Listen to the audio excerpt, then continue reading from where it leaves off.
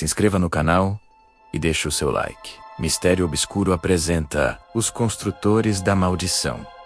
Uma história que mergulha nas sombras do passado, onde o preço da ambição é pago com sangue e sofrimento. O vento soprava forte sobre o deserto, levantando nuvens de poeira que escondiam o sol como um véu de bronze. No meio daquele vazio, erguia-se uma estrutura colossal, uma pirâmide ainda em construção, cercada por centenas de homens cobertos de suor, feridas e desespero. O som dos martelos de pedra ecoava como um coro de agonia. Cada golpe aproximava os construtores de um destino que nenhum deles compreendia. Mas todos sentiam que havia algo profundamente errado naquele lugar. O faraó Nebuca, um governante temido e obcecado pela imortalidade, havia ordenado a construção da maior tumba já vista no Egito. Ele acreditava que, ao selar sua alma dentro de um labirinto perfeito, conseguiria enganar a própria morte. Mas para isso, algo seria necessário. Algo mais que pedra, suor e sangue. Seria preciso um sacrifício. O arquiteto principal, Ezir, era um homem silencioso, conhecido por seus desenhos impossíveis. Diziam que ele sonhava com as formas das pirâmides antes mesmo de desenhá-las, como se uma força invisível o guiasse. Seus olhos estavam sempre fundos, fixos em algum ponto que os outros não conseguiam ver. Certa noite, enquanto os trabalhadores dormiam, Ezir caminhou sozinho pelo canteiro de obras. O vento sussurrava nomes antigos, e as sombras das pedras pareciam se mover com vida própria. Ele parou diante de uma fenda recém-aberta no solo, um poço profundo que ninguém ousava tocar. De lá veio um som. Um sussurro baixo, quase humano.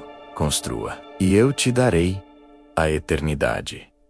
A voz não era deste mundo, e Ezir, tomado por uma força que misturava medo e fascínio, ajoelhou-se diante do abismo. Na manhã seguinte, ele ordenou mudanças nos planos. Passagens ocultas, maras falsas túneis, sem saída. Disse aos pedreiros que era para confundir os ladrões de tumbas, mas o verdadeiro motivo era outro. Conter algo que ele havia libertado naquela noite. Os meses passaram. A pirâmide crescia como um monstro de pedra, engolindo homens e vidas. Muitos morreram soterrados. Outros desapareceram sem deixar vestígios. Os que sobreviviam falavam de vozes ecoando nas galerias à noite, chamando seus nomes. Vozes que imitavam os mortos. Um trabalhador chamado Menka, jovem e curioso, jurava ter visto uma figura se movendo sob as pedras. Um corpo coberto de faixas, arrastando-se pelos corredores inacabados. Ninguém acreditou, até que Menka foi encontrado morto, com o corpo contorcido e os olhos completamente negros. Os supervisores disseram que ele havia caído de um andaime, mas os homens sabiam. A maldição havia começado. Certa madrugada, o faraó Nebuca chegou à obra acompanhado de seus sacerdotes. Vestia mantos dourados, o rosto coberto por uma máscara de chacal. Os trabalhadores foram obrigados a se ajoelhar, sem levantar os olhos. O faraó entrou na câmara principal e chamou Ezir. Terminaste o que te ordenei? Perguntou o faraó, com a voz como um trovão.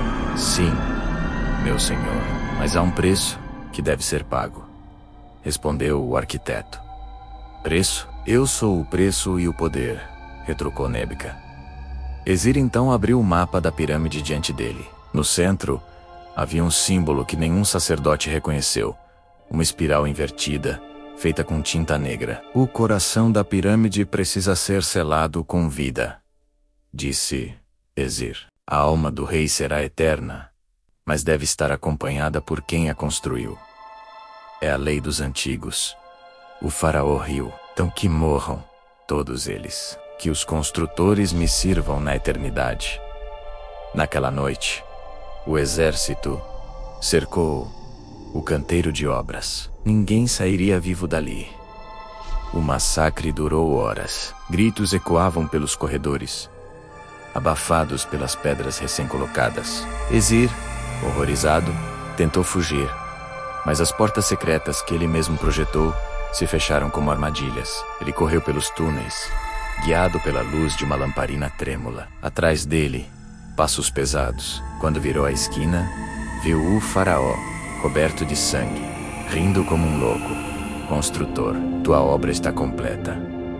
Nebika empurrou Ezir para dentro da câmara central e ordenou que fosse selada. As pedras caíram, uma a uma, até o último lampejo de luz desaparecer. Mas antes que o último bloco fosse colocado, o arquiteto gritou algo. Uma maldição tão antiga quanto o próprio deserto. Tu serás o primeiro prisioneiro desta casa. Tua alma não encontrará descanso. E teus servos, teus descendentes, teus reis, todos pagarão o preço desta construção. O selo foi fechado e o eco daquelas palavras nunca mais se calou. Anos depois, a pirâmide foi terminada. Nebka foi sepultado em sua tumba monumental, junto com suas riquezas e seus segredos. Mas quando os sacerdotes retornaram, encontraram as inscrições nas paredes mudadas, símbolos que não haviam sido gravados por mãos humanas, sinais de advertência, olhos abertos e espirais invertidas, idênticas às do mapa de Ezir. Os templos começaram a ser atingidos por pragas, e o nome do faraó foi apagado da história. Diziam que à noite, de dentro da pirâmide, vinham sons de martelos, como se ainda estivessem construindo algo.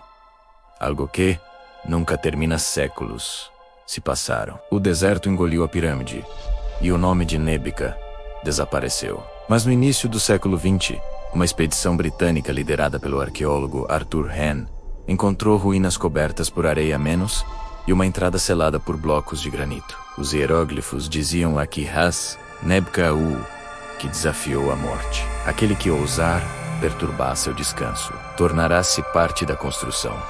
Arthur riu, achando que era apenas uma lenda. No dia seguinte, iniciou a escavação. A equipe desceu até o interior da pirâmide, iluminando as paredes com lanternas elétricas. Havia túneis estreitos, degraus que terminavam em abismos e portas falsas por toda parte, exatamente como nos desenhos de Ezir.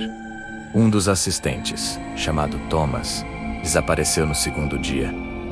Seu grito ecoou por minutos. Depois, o silêncio. Quando o encontraram, ele estava deitado no chão, o corpo coberto por uma fina camada de pó, menos como se tivesse envelhecido 100 anos em uma noite. Arthur começou a sentir que algo os observava. A cada passo, as paredes pareciam pulsar, como se respirassem. E nas câmaras mais profundas, as lamparinas piscavam sozinhas, mesmo sem vento algum.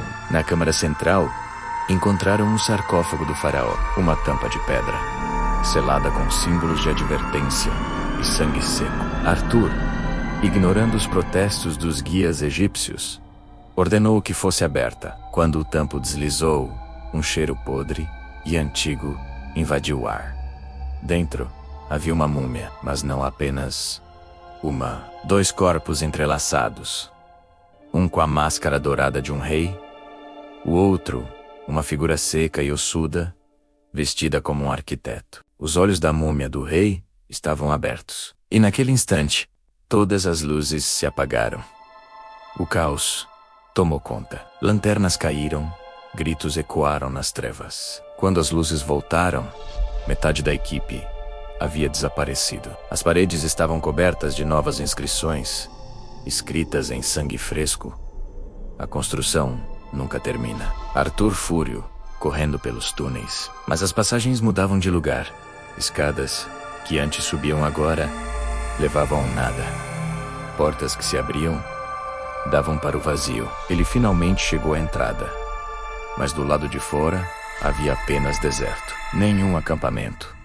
Nenhum companheiro. A pirâmide estava completamente selada. E quando olhou para trás, Arthur percebeu algo gravado na pedra da entrada. Um novo nome escrito em hieróglifos. Arthur Henn, o último construtor.